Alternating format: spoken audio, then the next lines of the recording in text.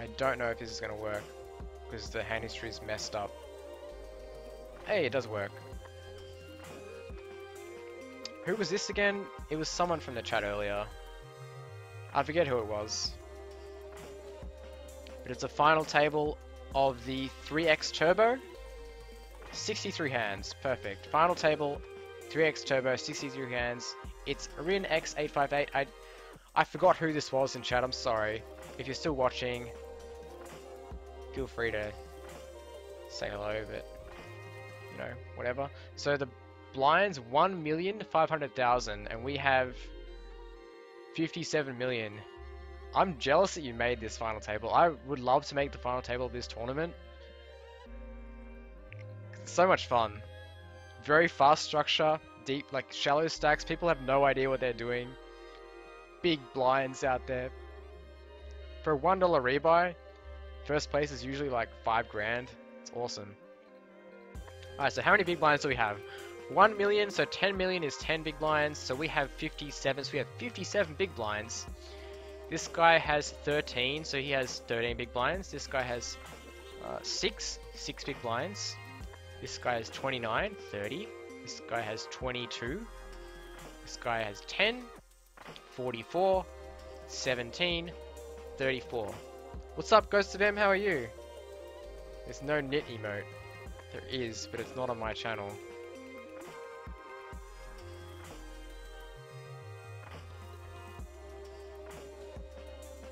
There you go. So the stacks are actually fairly deep. I don't know anything about the dynamics, so I'm just gonna give you guys ideas of when this could be good or bad depending on certain players. Because if we know exactly how they're all playing, we can make the correct play, but we don't because I don't have any stats, any reads. It's just a raw hand history final table. So I'm not going to say this is bad or good because it can be bad or good depending on the opponent. Now, I think it's actually a pretty damn good play against most players because you can put a lot of pressure on this guy's stack. He has 35 big blinds. You have 57. Everyone else behind is fairly short. So it's a really good spot for a bluff 3-bet.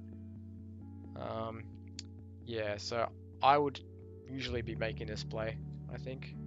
It was you. Oh yeah, thank you, Dad. It was you. I'm jealous. I'm jealous that you made this final table. I've been trying to make this final table for years. Cannot get there. I love the 3-bet. Love it.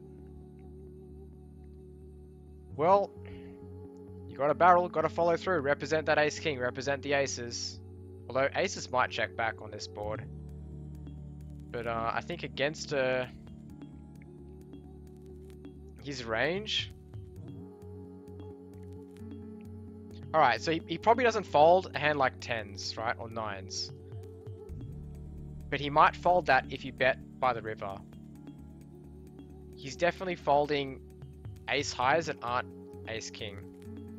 And he's probably going all in pre-flop with ace king. So... I think, therefore, bet, shove is probably the best line. But the pot's pretty big, so you're probably going to have to just bet and then shove the turn. But you can size it quite small so that you can bet and shove the turn comfortably. So I'd probably bet small here, 4 million. The pot will be 22. He'll have 26 behind, 24 behind. You just shove turn, right? The thing with checking against a good player might be better because if he's a good player, he knows that you can easily check here with queens and aces and also a king. But I think in this one rebuy, most players aren't going to think on that level. They're going to be on a very low level and just say, I missed, I have ace queen, I have pocket nines, I'm very scared, I'm just going to fold. So in a low level tournament, low level thinkers, I'll just bet shove to get them to fold. Nines, tens, jacks, queens, ace queen, ace jack by the turn, which I think is very, very likely because most people on big final tables they're really not going to call you here without a king for their whole tournament life. How do I get really good at ICM? I really would like to beat a level like the 36s. Do I just need to review every session, or should I create a lot of charts for various situations? Well, I know people do sometimes use charts, Master Yoda. I'm not a chart player. I learnt ICM by just practicing. So if you have an ICM calculator, that's the first thing. Go get one. ICMizer, Holden Resources, Sit and Go Wizard, and put your hands in there and just sit in front of the calculator for hours and just practice different scenarios. Get one hand that you're really unsure about and see, alright, let's play around with the ranges. What if this guy's really loose? What can I call then? What if he's really tight? What can I call then? What if he's polarized? What can I call? What if this guy is a little bit shorter? What if this guy's the big stack? Just mess around with the hands, and eventually, if you do that every day for 2 or 3 hours, after 2 months, you'll be a much better player. It just takes a lot of practice. It's a 3 rebuy. Yeah, this one. The 1 rebuy, yeah, 1 rebuy, 3x turbo, 35k guaranteed. Final table from Dad over here. 6.8k, so sick.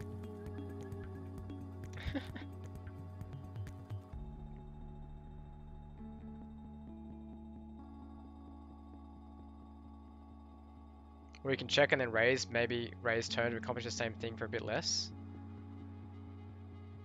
You can, Chris, but I think by checking and then raising turn, you lose the ability to represent aces, which is a big problem, because aces wouldn't raise. If aces checks back flop, they're not going to raise turn. So I'd prefer to just bet so that I can still, to a weak player, represent aces. Yeah. But you're right, maybe... I remember correctly, I checked the flop with intentions of acting on turn. That's fine, but what do you do, like, if he has 10s or 9s and you check flop, he's just going to call every turn card because he knows you can't have it. It's very unlikely that you would check the flop with a king. So he's going to be more comfortable, I think, with his underpairs if you check flop, which means he's going to call you more often, which is not what you want when you have queen high. And also, if you check flop, you give him a chance to get there with ace X. Ace queen, ace jack, you give him a chance to hit a pair, which is not what you want. So you want him to just fold, ace jack, ace queen, and also you want to set up a 2-barrel shove to make him fold 9s, 10s, and jacks, and maybe queens.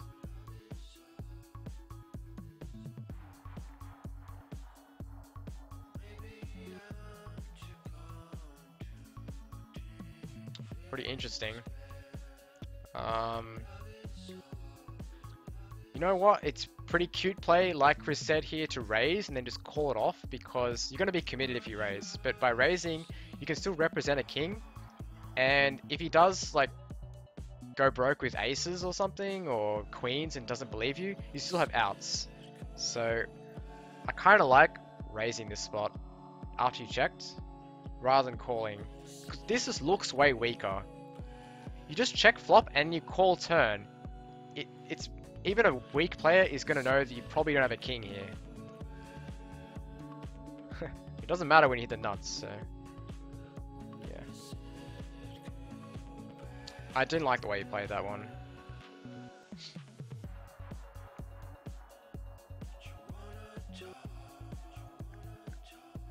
I'm just going to review your play. I know that it would be a better idea to get the dynamics of the whole table, but it'll take way too long. I would definitely raise this. You have 70 big blinds. You have like 60 big blinds. A lot of big blinds. Just raise. Anything playable.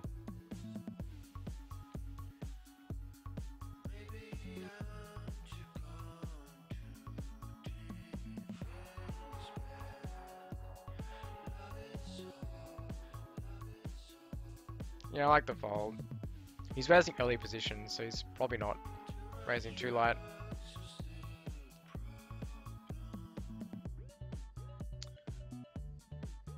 No, this sucks. Really sucks. The default play is to fold. Is he messing around and like 3-bet bluffing you. It's possible, but it's pretty unlikely. Especially with his stack size, he has like 22 big blinds. So it just feels like a monster more often than a bluff. So, yeah, this is not even a possibility because, like, even on good boards, you don't feel that great against his tight range. Here's my thinking on this. If you're calling here, you're saying that, like, you're happy going broke on some boards even when you don't flop a set. If you're calling here just to try and flop a 7, it's directly unprofitable because you won't flop a 7 often enough with this call. He's not deep enough. It's going to cost you what, like 20, 30,000? He only has 2 million left. Or 200,000, sorry, 300,000. So you only flop a set 1 out of 9. You're not going to get good enough implied odds to call here just to flop a 7. So if you're saying that you're going to go broke here with an overpair, you're saying that he's loose enough that he might have some bluffs, and that therefore you should just 4-bet pre-flop. I guess there's some arguments to calling here to go broke with an overpair because he can still have hands like ace queen and ace king, and you're like realizing your flop equity with a lower variance, but it's just, I don't think it's worth it really. I'd probably just fold against his range. I just think his range is really tight. Huh, check. So it's probably ace king or jacks or tens. I love the bet here. Reasoning is it's very unlikely he has aces, queens, or kings on this board because he would have bet. He's going to be quite scared of a draw. So my plan here would be to bet shove because of his weak check back.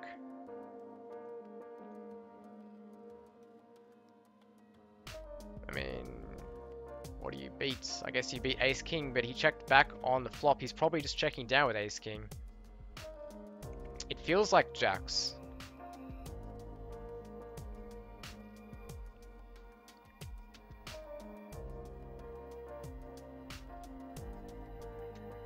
Alright, yeah, I guess he has ace king.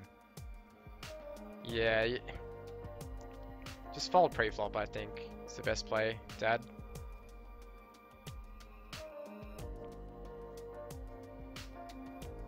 Because his range is too tight.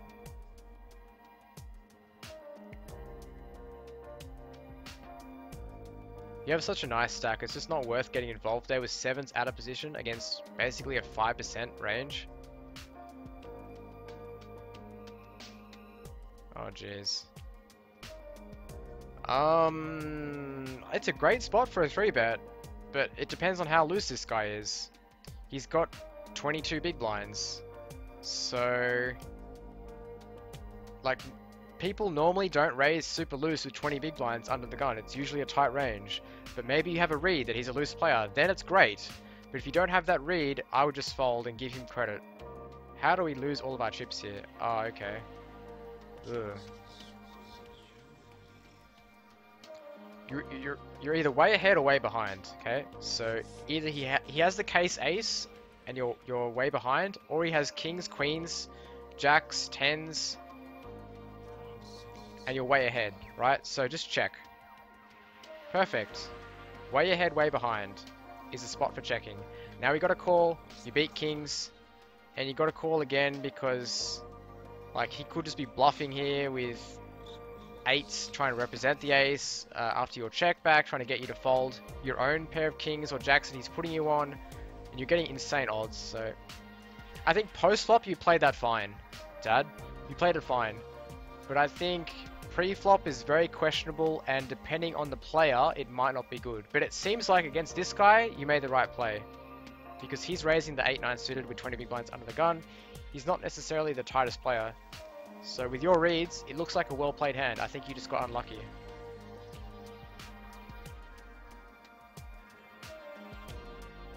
You know what? I wonder if you can shove river.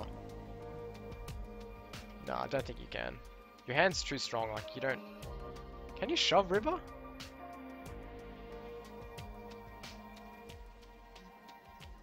You're not representing much.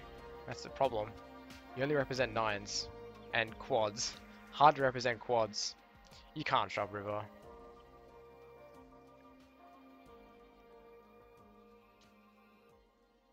This is fine. I might game flow fold this because you just lost the last hand. People might think that you're steaming and 3-bet you. So depending on the table, I might just game flow fold. I like this fold because the big blind's short.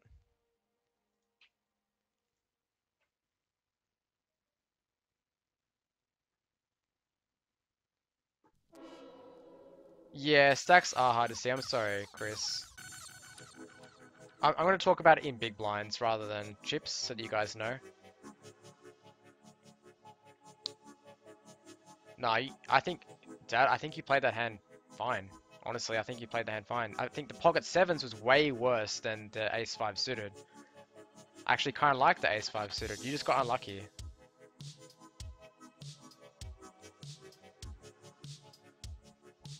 You're at the top of your range in a spot where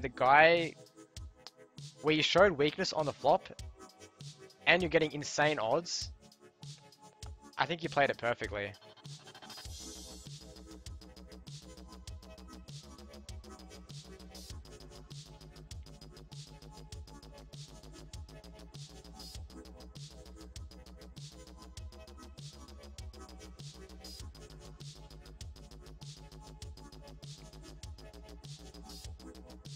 Shouldn't I have raised the turn? Why? Why raise the turn? By raising the turn, all you do is you make worse hands fold, and better hands are never, they're not folding. So, raising the turn, you're turning trips into a bluff. His range, pre-flop, like it's mostly medium pairs. It's kind of hard for him to have a hand like 8-9 suited there. But he had exactly the 9, and then he turned the flush draw. But most of his range is going to be hands like queens, jacks, 10s. Those middling pairs that can't fold on ace X boards that just call the 3-bet. I agree with Chris. I think you played it fine, dude. I think you played it fine. I don't like raising turn. You don't need to turn it into a bluff because he's never folding the case ace, and you already crush kings and queens and jacks, and you're just being results oriented because he happened to have a flush draw. It's so hard for him to have a flush draw there. He had 8-9, so he was blocking your 9s. Oh, that's true. Bloody lol YOLO. That's very, very true. So the check raise would not have... I mean, the river raise definitely wouldn't have worked against a thinking player.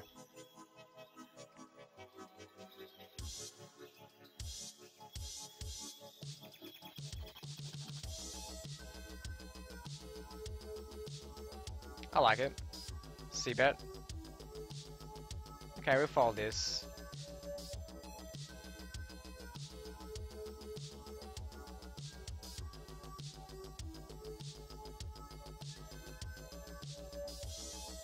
Bunch of trash. We're getting 6-1 against two pretty loose ranges. This guy's a big stack.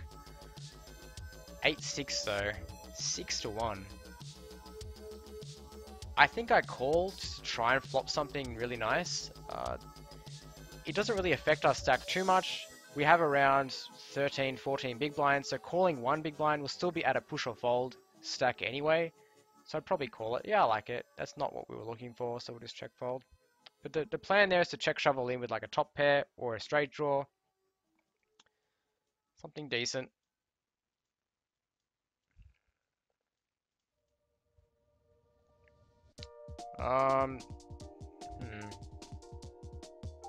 This should be a push. I'm pretty sure this is a push with like 11 big blinds. There are 2 players shorter than you, but in this kind of tournament, it's very top heavy. So I would be shoving this, I think.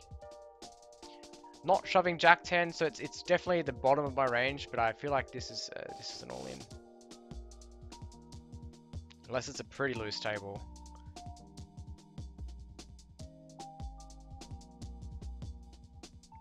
Nice.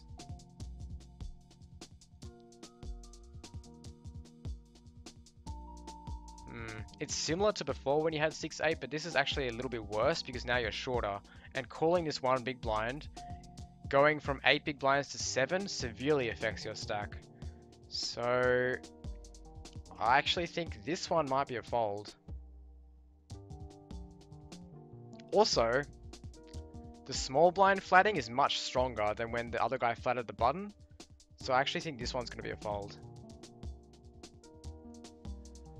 Not when you flop that well. When you flop that well, I just jam it in, donk, shove, because you have one pot size bet left and a little bit. And if these guys, you just want them to fold overcards. And if they do happen to have, you know, something, an overpair, you got outs. So, yeah. Nice. Good play. I love it. Well done. Good little stop and go. But I do think pre-flop, with that stack size, it's a little too loose. I would just fold.